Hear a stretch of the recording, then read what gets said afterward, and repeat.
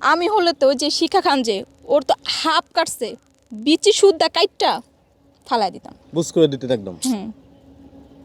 বিচি আচ্ছা, শুদ্ধই ফালাই এখন দিতাম। সে তো অনেক ধরনের কন্টেন্ট তৈরি করতেছে, তার নাকি টুনটুনি দেখতে হলে 500 টাকার টিকিট কাটতে হবে। সেক্ষেত্রে কি আপনি তার টুনটুনি দেখতে চান কিনা? মানে চাই কেন সেটা আপনাদের কাছে আমি বলি, কারণ এখন উনি সুস্থ সবলভাবে চলাফেরা করতেছে। অনেকের মনে প্রশ্ন জাগতেছে যে এটা কি আদৌ সত্য নাকি এটা কোনো ভাইরাল হওয়ার জন্য ওনারা এই নাটকগুলো করছে। আমার মতে যদি মানে টুনটুনিটা আধা যেটা কাটা আছে আর কি, ওটা যদি সবাই দেখে জানে তাহলে অবশ্যই বিশ্বাস করবে যে না, শিখা খান সত্যিই ঘটনাটা ঘটাইছে। এখন আপনি যদি দেখতে চান তাহলে জুনিয়র সাকিব যদি এই ভিডিওটি দেখে থাকেন তাহলে আমি জুনিয়র সাকিবের উদ্দেশ্যে একটা কথা বলতে চাই। আপনার মূল্যবান টুনটুনিটা যেটুকু আছে কি নাই সেটা তো আমরা দেখিনি, হয়তো আমরা নিউজ করেছি, কিন্তু এই আপুটা আপনার মূল্যবান জিনিসটা দেখতে চাই। তাহলে আপনার সাথে কিভাবে যোগাযোগ করতে পারবে এই সুন্দরী আপুটি, একটু আমাদের কমেন্ট বক্সে একটু আপনার যোগাযোগ ঠিকানাটা দিয়ে দিবেন, তাহলে খুব ভালো হবে নাকি? হ্যাঁ অবশ্যই, কারণ আমার শখ আর কি যেটা কি আদৌ সত্য ঘটনা কিনে একটা টুনটুনি মানে একটা মানুষের অর্ধেক টুনটুনি নিয়েও কি বাঁচতে পারে, এটাও আর কি অবিশ্বাস্য ঘটনা। যাই হোক, প্রিয় দর্শক শ্রোতা, আমাদের পাশে যে সুন্দরী আপুটি রয়েছে, এই আপুটি কিন্তু খুবই ইচ্ছা তার, খুবই শখ তার যে জুনিয়র সাকিবের টুনটুনিটা এক নজর দেখবে। শুধুমাত্র টুনটুনিটা দেখবেন নাকি অন্য কোনো কিছু? না, আমার ওনার অন্য কিছু দেখার শখ নাই, কারণ ওইটা দেখার শখটা কেন যে এটা সত্য ঘটনা কিনা এতটুকু, জাস্ট অন্য কোনো। উনি বলছেন যে গোপনে দেখা করার কথা, এখন কি আপনি কি গোপনে দেখা করবেন নাকি না কেন, টিকিট কেটে যাব সবার সামনে দেখবো, আবার গোপনে কেন দেখবো? না? উনি আবার একটা কথা বলছে গোপনে যোগাযোগ করতে হবে, সেক্ষেত্রে গোপনে যদি আপনি দেখা করেন তার সাথে, যদি আবারই তার তো আবারই চুলকানি সমস্যা আছে জি। ভাই, দরকার নাই আমার 500 টাকা যদি জায়গা লাগলে তো 1000 টাকা দিয়ে দেখবো, তারপর গোপনে যায় দেখবো না। মানে আপনি কি ক্যামেরা নিয়ে যাবেন?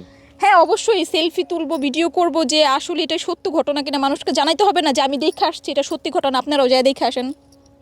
অবশ্যই জানাইতে তো হবেই। আচ্ছা, আপনি কি বিয়ে করছেন? কেন? বলেন। কেন? না, বিয়ে করছেন কিনা? হ্যাঁ বিয়ে এখনো করি নাই, আচ্ছা, আপনি করব। যদি বিয়ে করেন কেমন ছেলেকে দিয়ে বিয়ে করবেন? এই সাকিবের মতন ছেলেকে বিয়ে করবেন? হ্যাঁ সাকিবের মতন ছেলেকে বিয়ে করবেন? সাকিবের মতো, এই যে কি জানি বলে, টুনটুনি টুনটুনি সাকিব, মানে অর্ধেক টুনটুনিওয়ালা মানুষকে বিয়ে করবো না কেন সেটা বলতেছেন? মানে এরকম কোন ছেলেকে বিয়ে করবেন কিনা? কেন ওনাদের ও এরকম ছেলেকে বিয়ে করে আমি করবো কি? আমার লাইফ আছে না, আমি কি ওই যে অর্ধেক টুনটুনিওয়ালা মানুষ নিয়ে কি আমার লাইফটাকে আমি নষ্ট করবো নাকি? আমি একটা বিয়ে করবো যার সব কিছু ঠিক আছে, তাকে বিয়ে করবো। আর আমাকে সবাই সবসময় জানি ভালোবাসে, সবসময় জানি একে বুঝে, সেরকম একটা পার্সন যদি আমি পাই অবশ্যই আমি খুব শীঘ্রই বিয়ে করব। কেমন ছেলে, মানে কেমন গুণাগুণ থাকা লাগবে সেই ছেলে? হ্যাঁ সে সবসময় আমাকে অনেক অনেক ভালোবাসবে, আমার কথা মতো চলবে, আমাকেও বুঝবে, আমিও তার কথা মতো চলবো, মানে আমাদের মধ্যে একটা ভালো একটা আন্ডারস্ট্যান্ডিং থাকলে অবশ্যই আমি তাকে বিয়ে করব। কোন জেলার ছেলেদেরকে বিয়ে করবেন? যে কোনো ছেলে মানে যে কোনো জেলার ছেলেই হোক না কেন, ভালো মন মানসিকতার হতে হবে, এরকম পাইলে আমি অবশ্যই করবো। আছে না অমুক জেলার ছেলেরা খুবই সুন্দর হয়, হ্যান্ডসাম হয়? না আমার মতে হচ্ছে সব জেলার ছেলেরাও সুন্দর আছে, ভালো খারাপ সব দেশেই আছে, ঠিক আছে? ঢাকার বলেন, বরিশাল বলেন, সিলেট বলেন, চট্টগ্রাম বলেন, সব জায়গার ছেলেরাই ভালো খারাপ দুটো জায়গায় আছে। এখন যেখানে আমার ভাগ্যে আছে, যেখানকার ছেলে সেখানকার ছেলেরই বিয়ে করব, যদি আমার মন মতো হয় বা আমার সাথে আন্ডারস্ট্যান্ডিং ভালোভাবে বর্নিং ভালো থাকে সেরকম। ঝগড়া ছেলের কি কি থাকা লাগবে, মানে অর্থ সম্পদ থাকা লাগবে কিনা? অর্থ সম্পদ হতে সে যদি আমাকে মানে 3 বেলা 3 মুঠো খাওয়াইতে পারে তাতেও চলবে, কিন্তু সুখ থাকতে হবে। টাকা পয়সা দিয়ে তো কিছু হয় না যদি লাইফ। বিয়ের আগে সব মেয়েরাই বলে। না না শোনেন, লাইফে টাকা পয়সা তো লাগে, চলার মতো লাগে, যদি এক মনে করেন আহামরি বিলাসী তার আমার প্রয়োজন নেই, আমাকে জাস্ট 3 বেলা 3 মুঠো খাওয়াইতে পারলে, পরণ পোষণ মানে ভরণ পোষণ যদি ঠিক মতন দিতে পারে কোনো সমস্যা নেই। আপনি কি কোনো ভ্যানালোকে বিয়ে করবেন? ভ্যান, সে আপনাকে ভালো রাখতে পারবে, সে আপনাকে 3 বেলা 3 মুঠো খাওয়াইতে পারবে। হ্যাঁ শোনেন, ভ্যানওয়ালা রিক্সাওয়ালা তারপর হচ্ছে যেই হোক না কেন আমাকে যদি সুখে রাখতে পারে, আমার মানে চাহিদা ছোট ছোট চাহিদা, মেয়েদের কিন্তু অনেক মেয়েরা আছে বড় বড় চাহিদা করে, মানে যার হাজব্যান্ডের সেরকম সামর্থ্য নাই এরকম চাহিদাও করে অনেকে।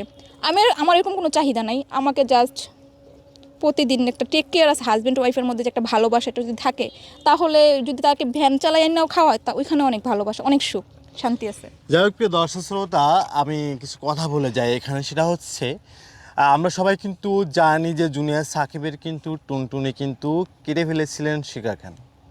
এটা কিন্তু আমরা সবাই জানি, এটা নিয়ে কিন্তু অনেক নিউজ হয়েছে, অনেক কথা হয়েছে। কিন্তু সে কিন্তু একটা সময় কিন্তু এত অসুস্থ ছিলেন যে মানুষে কিন্তু মানে কান্না করে বলেছেন, আমাকে বাঁচান, আমাকে বাঁচান, আমাকে বাঁচান, আপনারা কিছু আমাকে সাহায্য সহযোগিতা করেন, আমি ট্রিটমেন্ট হব বা ঢাকার বাইরে যাই ট্রিটমেন্ট হব। এখন আমরা দেখতেছি সে নাকি সুস্থ হয়ে যায়, নাকি সে নাকি তার টুনটুনি ভালো হয়ে গেছে, কোনো সমস্যা নাই, বিভিন্ন ধরনের কথা কিন্তু সোশ্যাল মিডিয়াতে কিন্তু বলতেছেন। আমি জুনিয়র সাকিবের উদ্দেশ্যে একটা কথা বলতে চাই যে ভাই, আপনিও কিছুদিন আগেও কিন্তু অসুস্থ ছিলেন, আপনি কিন্তু এদেশে মানুষের কাছে কিন্তু কান্না করে বলেছেন যে আমাকে আপনারা বাঁচান, আমাকে আপনারা বাঁচান, আমার পাশে আপনারা দাঁড়ান। এদেশের মানুষ কিন্তু আপনার পাশে কিন্তু দাঁড়িয়েছেন, আপনাকে কিন্তু যতটুকু সম্ভব আপনাকে কিন্তু হেল্প করেছেন।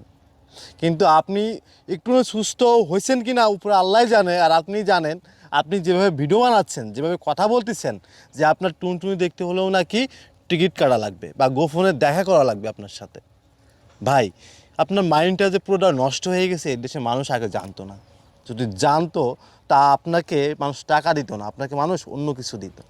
যাই হোক, আল্লাহ পাক ভালো মন্দ বোঝার ক্ষমতা আপনাকে দিয়েছেন। আমি মনে করি একটু একটা কাজ করার আগে একটু ভেবে চিন্তাই করবেন।